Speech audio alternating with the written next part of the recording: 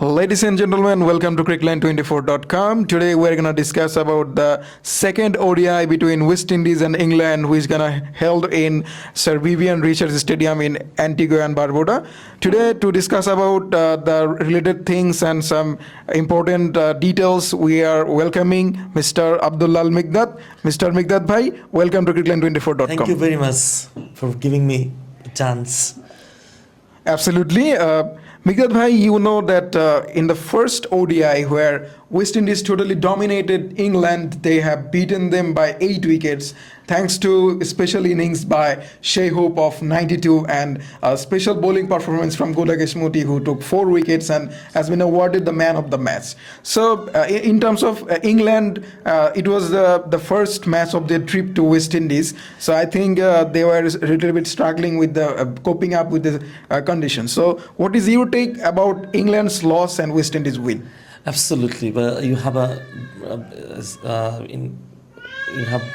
placed a very good point. In fact, and the first ODI in between the two nations.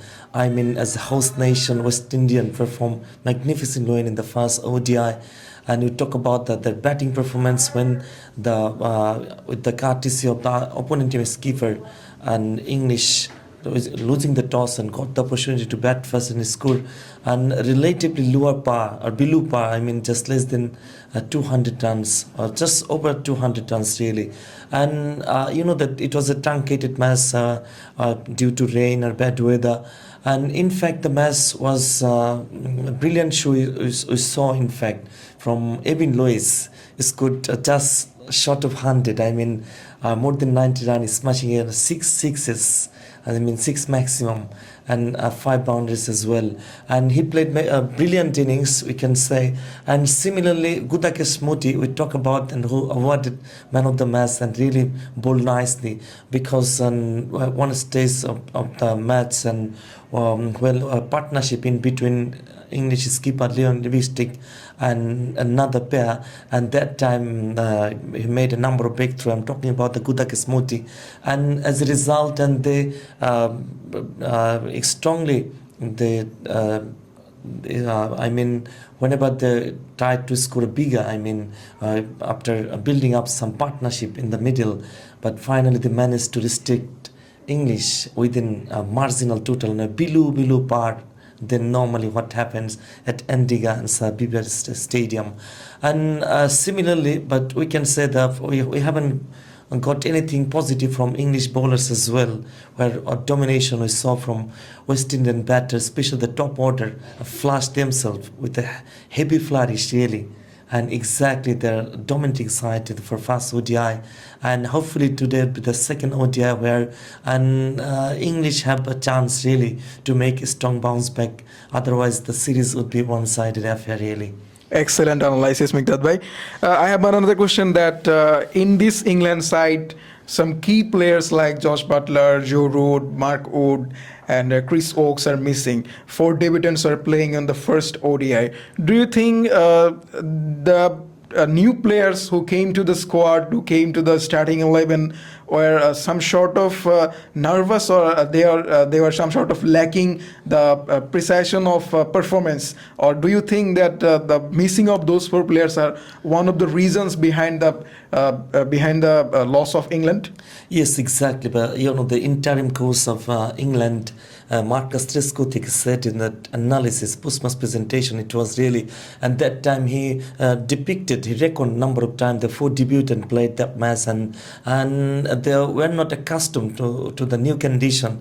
I mean, where West Indies and you know that many years later they have a tour to West Indies and definitely and got some newcomer into the side, and it was really unpredictable for them, and it was unsuitable for new players and to settle themselves in a quick time, and was one of the obvious reasons exactly. Thank you.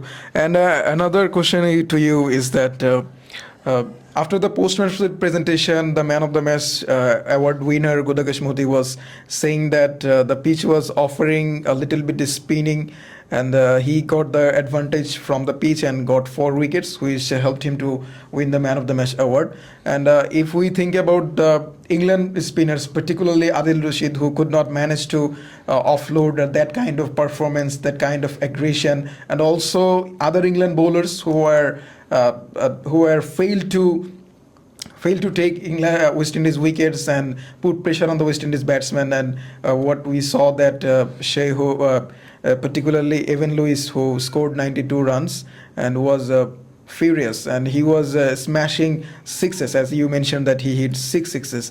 So do you want to say that the condition that today's match will be played, or the yesterday's match was played, is some kind of responsible for England loss, or West Indies are taking advantage of their home condition?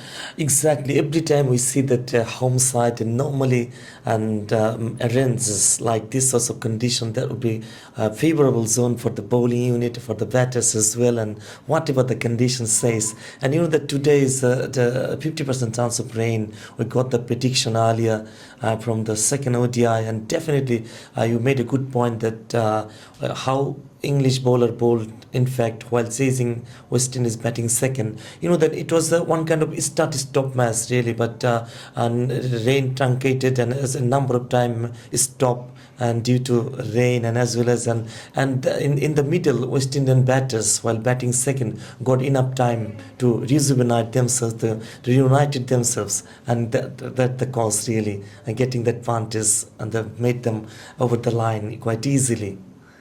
Excellent. For England perspectives, I think today's match is very much important because they need to bounce back after their heavy loss in the first match. And if I ask you that what should England players do, or what should be their approach, what should be their technique to get back into the series, to win the second match, or in terms of West Indies, what they should do to win another match and to get ahead in the series? Yes, absolutely. But any team in West Indies, and they have to face challenges. You talk about the condition, the favorable zone, and you know that it's a long away from England, and you have to fly up for such a long journey. That can happen really, and to get the adjustment with the adaptability, and it takes normally time. But it's just starting the tour. I mean, and just ODI started in the series, and hopefully on. It would be a good opportunity for England side, and to make a stronger, even to show themselves really, and they have to flourish themselves in the case of batting really, because we know that they have a flourishing opener like Will Jack especially, and up the order, and similarly some other batters we can take in the middle. Liam Livingstone, and they need to get the emphasize on the batting, because you know that is scoring good runs on the board, and capitalize a very good score on the board, and definitely and in the case of bowlers, they get the advantage while opponent team chasing down. And in that case, and if you take the part of West Indies, in that case they will be highly relying on, and they're in a comfortable zone really, winning the fast match rather comprehensively. Whatever you got the plenty of wickets in hand, and keeping really, and as well as a lot of overs to spare. In that case, they will be highly favourite as well in the second ODI. Whatever the toss happens, we don't know exactly. But finally, it would be the favourable zone for West Indies once again. What an excellent analysis, ladies and gentlemen. You saw that Mikdad Bhai analyzed the game from different perspective, and he expressed his opinions about the performance in the first ODI from both England and West Indies players. And I think today we are gonna watch a very wonderful match between West Indies and England, and where we are waiting for some smashing hits for both sixes and also wickets. Thank you being with us, and also thank you Mikdad Bhai for being with us. Thank you.